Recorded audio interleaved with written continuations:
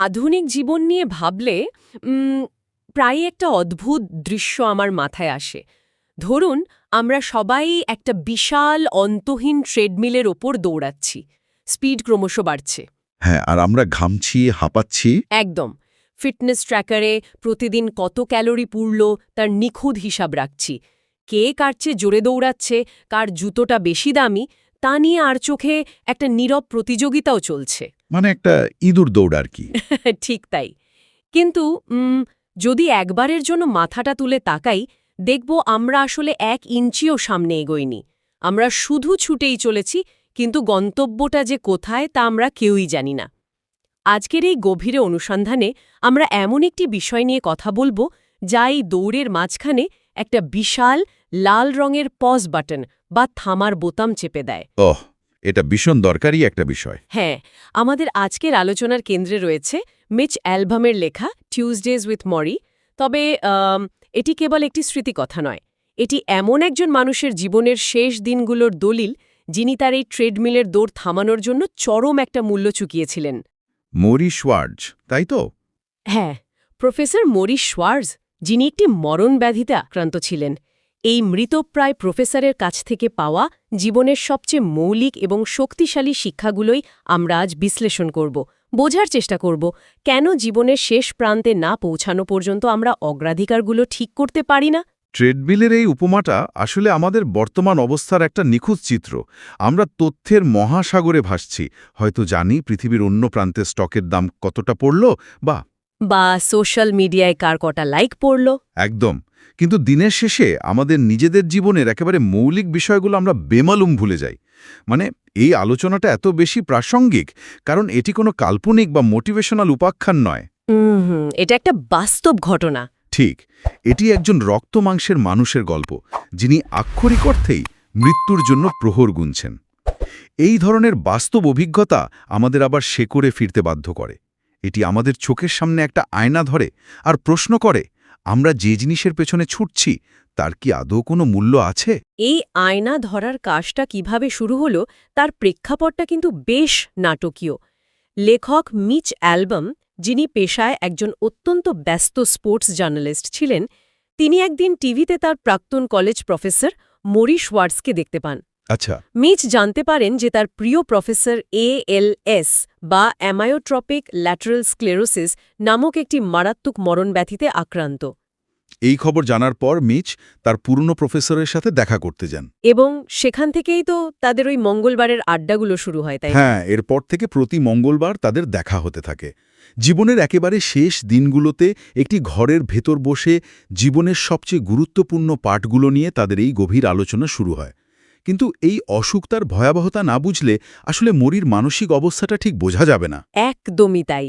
ALS বা অ্যামায়োট্রপিক lateral sclerosis রোগটিকে বুঝতে হলে একটা জ্বলন্ত মোমবাতির কথা ভাবতে হবে। একটা মোমবাতি যার নিচ থেকে ওপরের দিকে গলতে থাকে। নিচ থেকে ওপরে, হো গড! হ্যাঁ, এই রোগ মানুষের স্নায়ুতন্ত্রকে আক্রমণ করে। ধীরে ধীরে পায়ের পাতা থেকে শুরু করে শরীরের ওপরের দিকের সমস্ত পেশি অকেজো হতে থাকে। মানুষ প্রথমে হাঁটার ক্ষমতা হারায়, তারপর হাত নাড়ানোর ক্ষমতা, তারপর গলার স্বর। ঠিক, এবং সব শেষে শ্বাস নেওয়ার ক্ষমতাটুকুও চলে যায়। কিন্তু সবচেয়ে মর্মান্তিক বা ভয়ঙ্কর দিকটি হল এই পুরো সময়টাতে রোগীর মস্তিষ্ক সম্পূর্ণ সজাগ এবং তীক্ষ্ণ থাকে। তার মানে শরীরের ভেতরে মস্তিষ্কটা আটকা পড়ে যায়। হ্যাঁ, অর্থাৎ একজন অত্যন্ত বুদ্ধিমান চিন্তাশীল মানুষকে তার নিজেরই একটা জমে যাওয়া বা পক্ষাঘাতগ্রস্ত শরীরের ভেতর বন্দি করে ফেলা হয়। মরি ঠিক এই অবস্থাতেই ছিলেন। শিউরে ওঠার মতো অবস্থা। সত্যিই তাই। তিনি আক্ষরিক অর্থেই একজন সম্পূর্ণ নিষ্ক্রিয় পর্যবেক্ষক হয়ে যাচ্ছিলেন, যিনি নিজের চোখের সামনে নিজেকে একটু একটু করে মৃত্যুর দিকে এগিয়ে যেতে দেখছেন। এই বিষয়টা চিন্তা করলেই তো রীতিমতো ভয় লাগে। একটা মৃত প্রায় শরীরের ভেতর একটা জীবন্ত মন। কিন্তু এইখানে আমার একটা বড় খটকা লাগছে। আচ্ছা, বলুন তো। আমরা কি কেবল এমন একটা চরম এবং ভয়ানক পরিস্থিতির মুখোমুখি হলেই জীবনের প্রকৃত অর্থ বুঝতে পারি? সুস্থ, স্বাভাবিক এবং কর্মক্ষম থাকা অবস্থায় কি এই স্বচ্ছতা অর্জন করা একেবারেই অসম্ভব? আমাদের কি উপলব্ধি করার জন্য মৃত্যুর জন্য অপেক্ষা করতেই হবে? এটা অসম্ভব নয়, কিন্তু মানুষের বিবর্তন এবং মনস্তত্ত্বের কারণে এটা অত্যন্ত কঠিন। আমাদের মস্তিষ্ক এমনভাবে প্রোগ্রাম করা যে সুস্থ অবস্থায় আমরা ভাবি আমাদের হাতে অফুরন্ত সময় আছে। অফুরন্ত সময়, হ্যাঁ, আমরা তো সবসময় ভবিষ্যতে চিন্তাতেই মগ্ন থাকি। একদম। এই অফুরন্ত সময়ের বিভ্রম বা ইলিউশন আমাদের ভবিষ্যতের জন্য উদ্বেগ তৈরি করে। আমরা সারাক্ষণ ভাবতে থাকি 5 বছর পর কি হবে, আমার ক্যারিয়ারের গ্রাফ কোথায় যাবে। ব্যাংক ব্যালেন্স কত হবে। হ্যাঁ, কিন্তু যখন মৃত্যু ঠিক শিওরে এসে দাঁড়ায় তখন মস্তিষ্ক বুঝতে পারে যে ভবিষ্যৎ বলে আসলে আর কিছুই অবশিষ্ট নেই। তখন আমাদের চারপাশের সব কৃত্রিমতা, সমাজের শেখানো সব ভণ্ডামি খসে পড়ে। মানে তখন তো আর কিছু লুকোনোর থাকে না। বেঁচে থাকার পুরো ফোকাসটা তখন পুরোপুরি বর্তমান মুহূর্তে এসে জমা হয়। মৃত্যু যখন নিশ্চিত এবং দৃশ্যমান, তখন মানুষের অহংকার করার মতো আর কিছুই থাকে না। জীবন তার সবচেয়ে খাঁটি এবং নগ্ন রূপে ধরা দেয়। মরিও তো ঠিক সেই জায়গাটি থেকেই কথা বলেছেন। হ্যাঁ, তার আর হারানোর কিছু ছিল না, তাই সমাজকে সন্তুষ্ট করারও কোনো দায় তার ছিল না। তার মানে মৃত্যুর নৈকট্য আসলে আমাদের মস্তিষ্কের ওই বিবর্তনমূলক প্রোগ্রামিংটাকে হ্যাক করে বা শর্ট সার্কিট করে দেয়। ভবিষ্যৎ নেই, তাই ভবিষ্যতের চিন্তাও নেই। চমৎকার বলেছেন, শর্ট সার্কিট করে দেয়। এখান থেকে আমরা মরির প্রথম এবং সম্ভবত সমাজের সবচেয়ে বড় মোহটি নিয়ে তার প্রশ্ন তোলার জায়গায় প্রবেশ করতে পারি, আর সেটা হলো বস্তুগত সাফল্য বা মেটেরিয়াল সাকসেস। সমাজের সবচেয়ে বড় ফাঁদ। সমাজ মানুষকে সবসময় অর্থ এবং মর্যাদার বা স্ট্যাটাসের দিকে ঠেলে দেয়, কিন্তু মরি বলছেন প্রকৃত সুখ মানুষের সাথে মানুষের সংযোগ থেকে আসে, সম্পদ থেকে নয়। অন্ধভাবে সমাজকে অনুসরণ করার বদলে নিজের জন্য অর্থবহ জীবনযাপনের একটি নিজস্ব পথ তৈরি করতে হবে। নিজস্ব পথ, এটা খুব গুরুত্বপূর্ণ একটা কথা। এই জায়গাটিতে আমার একটা উপমার কথা মনে পড়ছে। বিষয়টা অনেকটা অন্যের মাপের পোশাক পরার মতো। ধরুন, সমাজ ঠিক করে দিয়েছে এই মুহূর্তে একটি বিশেষ ব্র্যান্ডের টাইট ফিটিং স্যুট পরাই হল সফলতার একমাত্র লক্ষণ। হ্যাঁ, সবাই সেই স্যুট কেনার জন্য লাইনে দাঁড়িয়ে আছে। সবাই সেটা পরার জন্য পাগল। কিন্তু আমাদের এক একজনের শরীরের গঠন তো আলাদা। আমরা হয়তো সমাজের চাপে সেই পোশাকটি পরলাম ঠিকই, কিন্তু ভেতরে ভেতরে আমাদের দম বন্ধ হয়ে আসছে। হাত পা নাড়ানো যাচ্ছে না, ঘাড় ঘোরাতে পারছি না।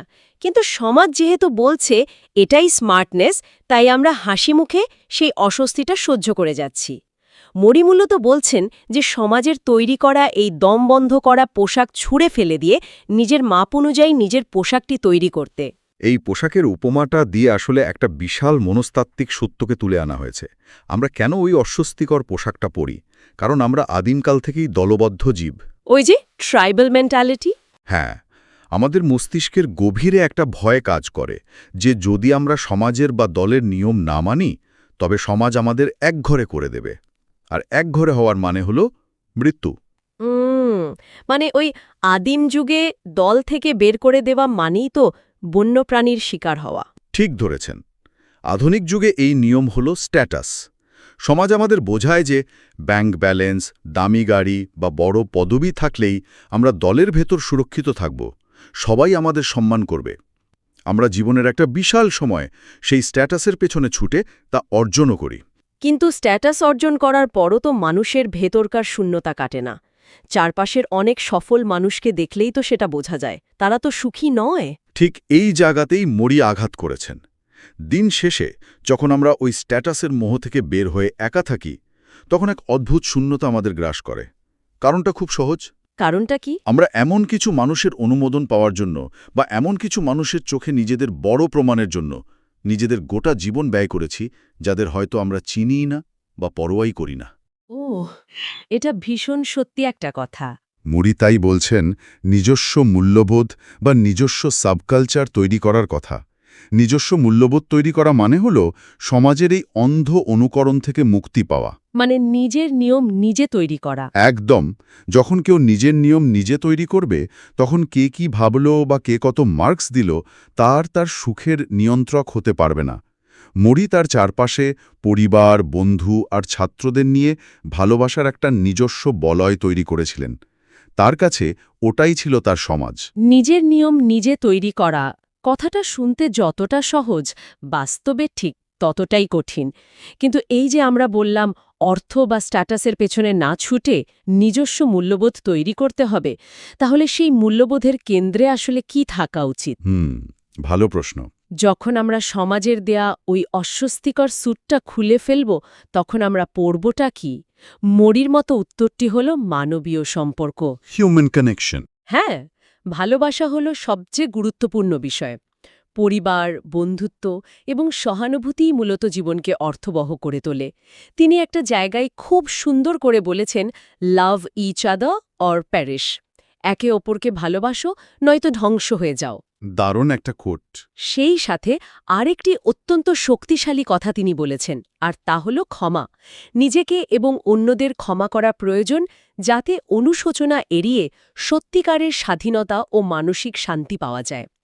কিন্তু এই পয়েন্টটিতে এসে আমি একটু থমকে গিয়েছি। কেন? কোন জায়গাটিতে আপনার খটকা লাগছে? খটকা লাগছে এই ক্ষমা শব্দটা নিয়ে।